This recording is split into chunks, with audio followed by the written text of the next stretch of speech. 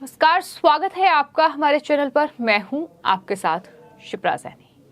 2024 लोकसभा चुनाव में देश का प्रधानमंत्री बनने का सपना देख रहे विपक्षी नेता राहुल गांधी, ममता बनर्जी, केजरीवाल, उन तमाम नेताओं को अब तेलंगाना के मुख्यमंत्री के चंद्रशेखर राव ने बड़ा झटका दिया है। दरअसल केसीआर ने अब राष्ट्रीय पार्टी लॉन्च की है और अपनी पार्टी का नाम बदलकर अब भारत राष्ट्र समिति यानी बीआरएस कर दिया गया है। तो इस तरह से आज दशहरा के मौके पर तेलंगाना के मुख्यमंत्री के चंद्रशेखर राव ने अपनी पार्टी की घोषणा की और केसीआर ने कहा कि तेलंगाना राष्ट्र समिति अब भारत राष्ट्र समिति है। दशहरे पर बड़े लॉन्च में कर्नाटक के पूर्व मुख्यमंत्री एचडी कुमारस्वामी और द्रमुक के सहयोगी थोल थ्रीमावलन जैसे मेहमान भी इस पूरे कार्यक्रम में शामिल हुए। लेकिन ये जाहिर तौर पर उन तमाम विपक्षी नेताओं के लिए बड़ा झटका है जो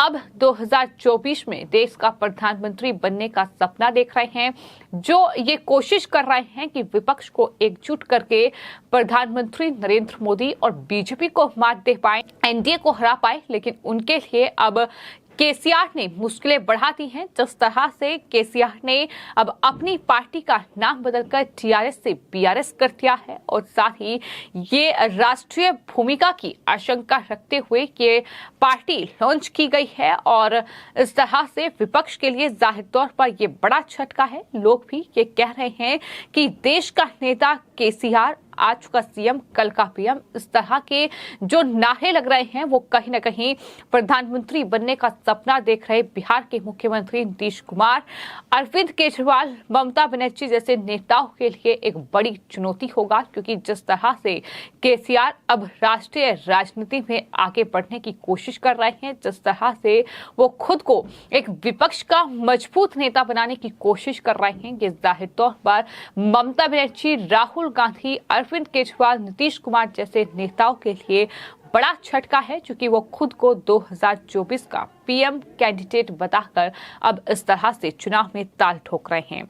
2024 में प्रधानमंत्री नरेंद्र मोदी को टक्कर दे पाएंगे केसीआर, ये बड़ा सवाल है। क्योंकि फिलहाल जो उनकी पार्टी है, यानी अब जो उन्होंने अपनी पार्टी का नाम बदल दिया है भारत राष्ट्र समिति, कहीं ना कहीं उसके लॉन्च पर उन्होंने स्पष्ट कर दिया कि वो 2024 में बीजेपी और प्रधानमंत्री नरेंद्र मोदी से मुकाबला करने के इरादे से ही उन्होंने ये फैसला किया है। उन्होंने कई विपक्षी दलों को अपने मिशन में शामिल होने के लिए इनवाइट भी किया है। आपको ये बता दें कि पिछले एक साल में केसीआर ने बीजेपी के खिलाफ कई बड़े अभियान चलाए हैं। ऐसे में देखा गया है कि वो प्रधानमंत्री का स्वागत करने के लिए हवाई अड्डे तक भी नहीं जाते हैं। लेकिन सवाल ये नहीं है कि वो क्या प्रधानमंत्री का मुकाबला कर पाएंगे या नहीं। सवाल ये है कि विपक्ष जो लगातार इस कोशिश में है कि किस तरह से एकजुट हो पाए, किस तरह से जो है प्रधानमंत्री को मात दी जाए। लेकिन फिलहाल विपक्षी एकता में फूट लगातार पड़ रही है। एक तरफ तेलंगाना के मुख्यमंत्री हैं केसीआर, जो अब राष्ट्रीय पार्टी का ऐलान कर चुके हैं, लॉन्च कर चुके हैं और वो प्रधानमंत्री बनने का सपना देख रहे हैं।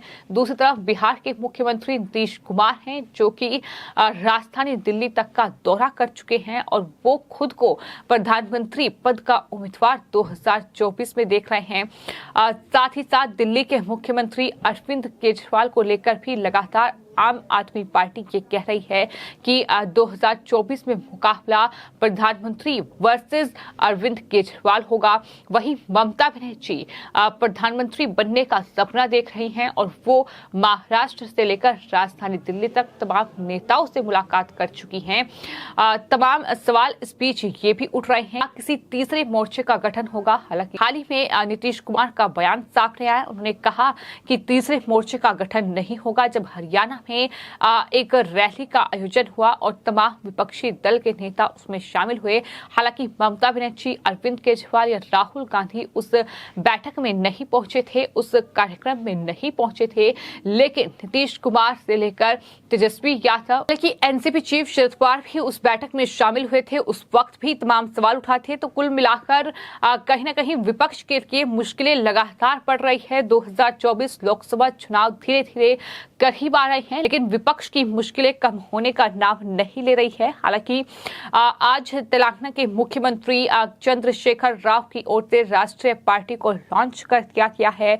तो केसीआर ने बीआरएस को एक राष्ट्रीय पार्टी घोषित कर दिया है, लेकिन ये अभी के लिए योग्य नहीं है। राष्ट्रीय इकाई के रूप में मान्यता प्राप्त होने के लिए नई पार्टी की कम से कम 4 राज्यों में उपस्थिति होनी चाहिए या किन्हीं 4 राज्यों और 4 लोकसभा सीटों में 6% वोट जो है हासिल करने होंगे, या फिर पार्टी को कम से कम 3 राज्यों में 2% लोकसभा सीटें जीतनी होगी और उसके बाद ही उनकी राष्ट्रीय पार्टी को मान्यता मिलेगी। ये देखने वाली बात होगी कि क्या मान्यता मिलती है या नहीं, लेकिन उनकी तरफ से पार्टी लॉन्च करके विपक्ष को ये संदेश जरूर दिया गया है कि अब वो दरअसल विपक्ष का प्रमुख चेहरा बनने के लिए कहीं ना कहीं तैयार है। टीआरएस नेता विनोद कुमार ने ये कहा है कि कोई भी पार्टी राष्ट्रीय दल के रूप में रजिस्ट्रेशन कराए बिना चुनाव आयोग को सूचना देकर अन्य राज्यों में चुनाव लड़ सकती है। इसलिए टीआरएस भी चुनाव आयोग को सूचना देकर अन्य राज्यों में चुनाव लड़ेगी। टीआरएस के सूत्रों के मुताबिक पार्टी 2024 के लोकसभा चुनाव में कई राज्यों से अपने उम्मीदवार उतारेगी, ये भी कहा गया है।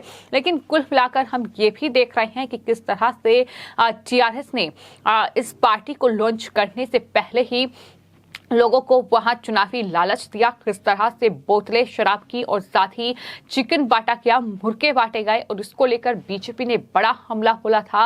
उन्होंने तेलंगाना की जनता को संबोधित करते हुए ये कहा था कि जनता तय कर ले कि आखिर उन्हें कैसा नेता चाहिए। साथ ही साथ बीजेपी के नेताओं का बयान ये भी सामने आया है कि तेलंगाना में दरअसल जो केसीआर की सरकार है वो वेंटिलेटर पर है और कभी भी ये सरकार गिर सकती है। इस तरीके के बयान भी लगातार सामने आ रहे हैं। लेकिन कुल मिलाकर तेलंगाना के मुख्यमंत्री के चंद्रशेखर राव का राष्ट्रीय पार्टी को लॉन्च करना, अपनी पार्टी का नाम बदलकर बीआरएस करना, ये अपने आप में साफ तौर पर बताता है कि किस तरह से विपक्ष को एक संदेश देने की कोशिश की गई है कि मुकाबला 2024 में के चंद्रशेखर राव का प्रधानमंत्री नरेंद्र मोदी से होगा। लेकिन सवाल यही है कि क्या विपक्ष मानेगा। लेकिन फिलहाल जो तस्वीर है वो साफ है कि विपक्ष की एकता में लगातार फूट पड़ती दिखाई दे रही है, क्योंकि हर एक जो विपक्षी दल का नेता है वो खुद को प्रधानमंत्री देखना चाहता है और इसी वजह से विपक्ष लगातार बिखरा हुआ है। फिलहाल आपकी इस पूरे मामले पर क्या राय है, हमें कमेंट बॉक्स में जरूर लिखें और चैनल को सब्सक्राइब करें। धन्यवाद।